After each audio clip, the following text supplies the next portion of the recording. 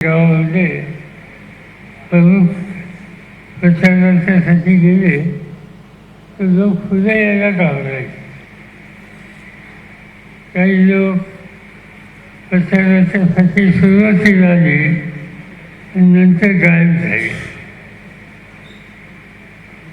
अनेकांची नावं घेता येते जे अनेक वर्ष माझ्या आजूबाजूला असतात की या निवडणुकीच्या वेळेस काही दिसले नाही. शौकत आहे का? नाही. असू द्या, आता आणखी बाकीच्यांची नावं घेत नाही. ते हे घडलं आणि त्याचं कारण एक प्रकारचं दबावाचं वातावरण होतं.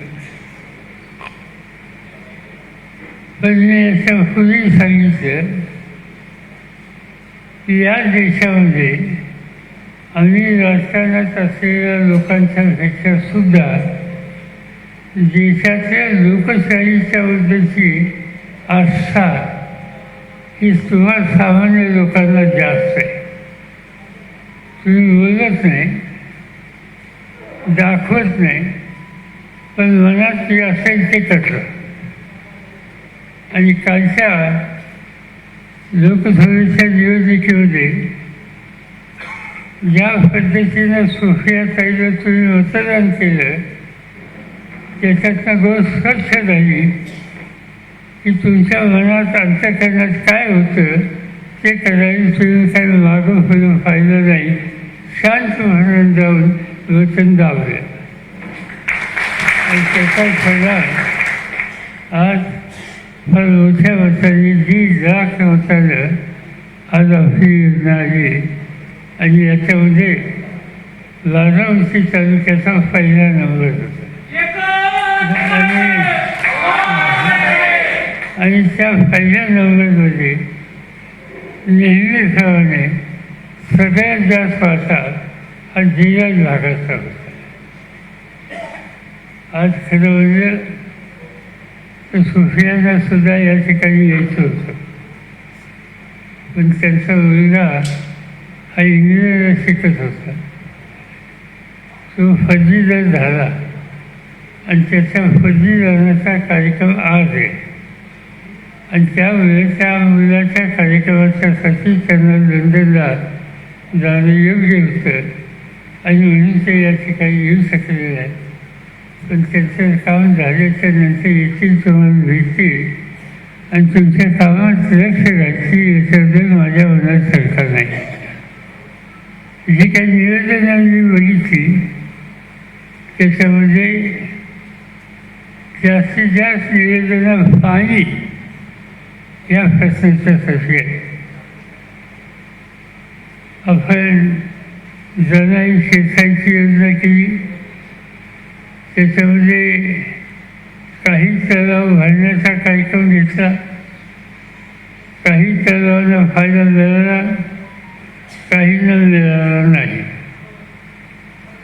काही योजना काही ठिकाणी पाण्याचा अवस्था मिळत नाही आणि त्यासमोरची लोकांची मागणी आहे. त्यानंतर काही ठिकाणी पोच काढण्याचं काम झालं नाही, त्याची पूर्तता करण्याची मागणी आहे. आणि त्याच्यामुळं ही जी काही अर्धवट कामं राहिली त्याची मी तातडीनं पूर्तता करून घेण्याची काळजी ही घ्यावी लागेल. ही योजना मंजूर करायचा अधिकार माझ्याकडे होता. त्या काळात ही योजना मी मंजूर झाली, पण काही ठिकाणी जमिनीच्या अडचणी आल्या, काही ठिकाणी कालवे झाली नाही, काही ठिकाणी फायदा झाला, काही ठिकाणी झाला नाही. तर आता याच्यात लक्ष घालायला पाहिजे. उद्या निवडणूक आता संपून गेली, आता यानंतर याच्यात लक्ष घालण्याची भूमिका घेतली जाईल. काळजी फक्त एकाच गोष्टीची आहे. आता मी कारखेडला होतो, देऊळगावला होतो, तिथल्या लोकांनी मागणी अशी केली की जनाई उपसा योजना ही 5 स्टँडनी करू नये, नाही करावी अशी मागणी त्यांची. आणि या ठिकाणी बऱ्याचशा लोकांचं मागणी अशी आहे की 1 the 5 लाईन ही होऊ नये. आता ही खरंच विरोधी मागणी आहे. पण माझं मत वेगळं आहे.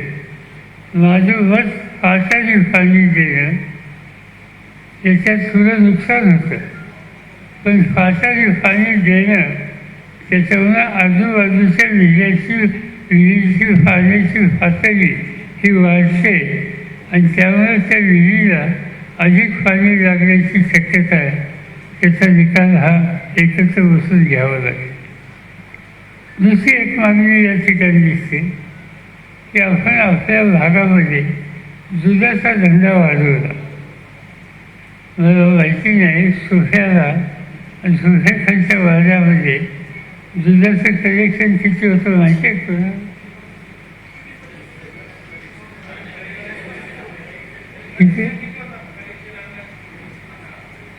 किती होतं?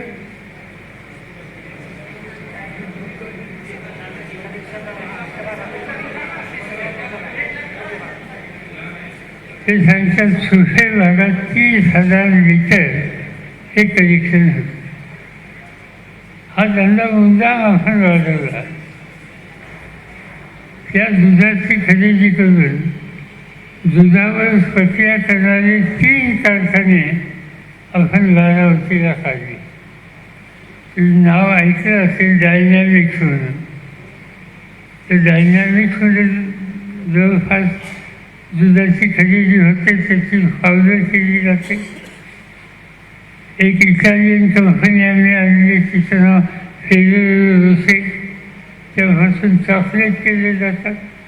आणखी एक कंपनी आहे आणि या 3 कंपन्यामध्ये आता आपण 12 लाख लिटर दूध प्रक्रिया करतो. हे दूध बारामती तालुक्याचं आहे, दौंडचं आहे, पुरंदरचं आहे, इंदापूरचं आहे, खाली माऱ्याचं आहे, करमाळ्याचं आहे. आणि या भागातनं दूध आणून 12 लाख लिटर दुधावर आपण प्रक्रिया करतो. आता तुम्ही लोकांनी सुद्धा त्याच्यात चांगले लक्ष घातलं आणि त्यामुळे दुधाचा जोडधंदा हा प्रपंच चालवायला अतिशय उपयुक्त व्हायला. त्याची जी किंमत आहे त्याच्यामध्ये महाराष्ट्र सरकारकडून आम्ही मागणी केली होती कमीत कमी 5 रुपये वाढवून द्या. सरकारने निर्णय घेतला, पण अनेक ठिकाणी हे 5 रुपये दिले आणि त्यामुळे सारा महाग गेले 2 दिवस ठरवून पाऊस दिसतोय. पण याच्या आधी स्थिती वेगळी होती, त्यामुळे काळजीची अवस्था होती. आज सरकारकडं हे दुधाची रक्कम वाढवून द्यायची मागणी करावी लागेल आणि ते करून घ्यायची. तिसरं एक महत्त्वाचं पीक या भागामध्ये कांद्याचं. आणि कांदा हा परदेशात पाठवायचा निकाल आपण घेतला, पण केंद्र सरकारने त्याच्यावर 40 रुपये निर्यात कर बसवला आणि तो निर्यात कर बसवला. त्यामुळे कांद्याची खरेदी थांबली. दुर्दैवानं महाराष्ट्राच्या कांद्यावर कर आहे, कर्नाटकच्या कांद्यावर कर नाही, गुजरातच्या कांद्यावर कर नाही. आम्हीच काय बरोबर माझं माहिती नाही. महाराष्ट्राच्या शेतकऱ्यांच्या कांद्यावर कर आहे. आज आमच्या सगळ्यांचा प्रयत्न हा राहील की हा कर रद्द करा आणि इथला कांदा जगात जिथं किंमत चांगली मिळेल तिथं पाठवायची व्यवस्था करा आणि तो विचार आम्ही करून घेणार. आता हे सगळं करायचं असेल तर सरकार हातात पाहिजे आणि आम्ही ठरवलं 4 महिन्यांनी निवडणूक आहे. महाराष्ट्राचं सरकार हातात घ्यायचं, काही झालं तर घ्यायचं.